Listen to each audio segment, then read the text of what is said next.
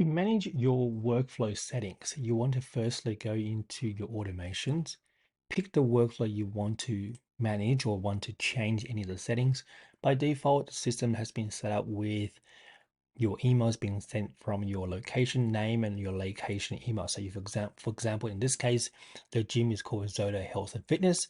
The title of the email will come from Zoda Health and Fitness, and it will come from the zoda.gmail.com email that is part of the business setting that you have in the platform. But if you wanted to appear something different, you can go to the workflows. There are several ways you can update the workflow settings. The easiest way of doing so is go into the workflow and go into setting. This will override everything you have in the workflow steps. This section here allows you to pick and choose whether or not to allow other contacts to re-enter into this particular workflow. For example, if I have put one contact A into this workflow and this is toggled off, when contact A want to come back or satisfy that particular condition, let's say for example as a Facebook form submission, it won't be able to come back in again because that contact has been to this particular workflow in the past. So as a default for most of the workflow that we normally have this allow re-entry. This is especially important when you want to build your own workflows and you want to make sure this is toggled on, otherwise they may not fire correctly.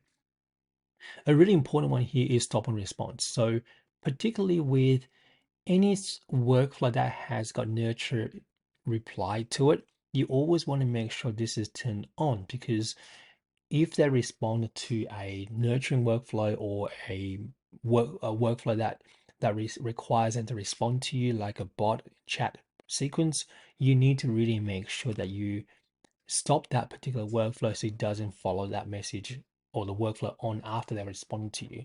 So by toggling that on, that will allow them to be able to stop the workflow and then do not continue on once they replied. You can also set up your time zones in here. Like for example, you want them to only be contacted or respond to during the contact time zone.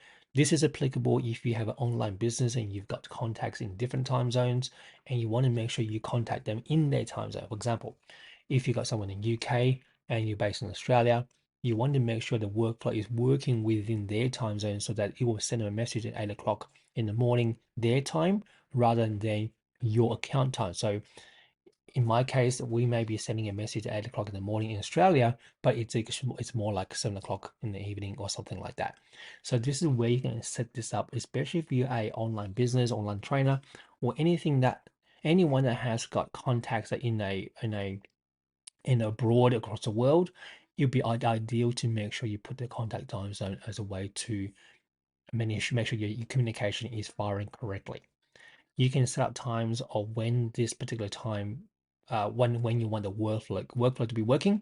In this case, I want to work from 8 o'clock in the morning and between 5 o'clock. Comes to 5 o'clock in the afternoon, nothing will work. If you want to not have that specific time window, you want it to be working all the time, then you want to take that specific time window off. You can also see what I can choose whether or not to allow it to work on Sunday or Saturday. And this is where you can set up all those information in here. Markers ready is a really important one because you don't want your conversation inbox to be clogged up with too many communications. You only want to see the communication coming in. So by marking it as red, it just means that any of the automated messages going out will not be showing in the conversations. So these are some overarching settings you can update inside the workflows.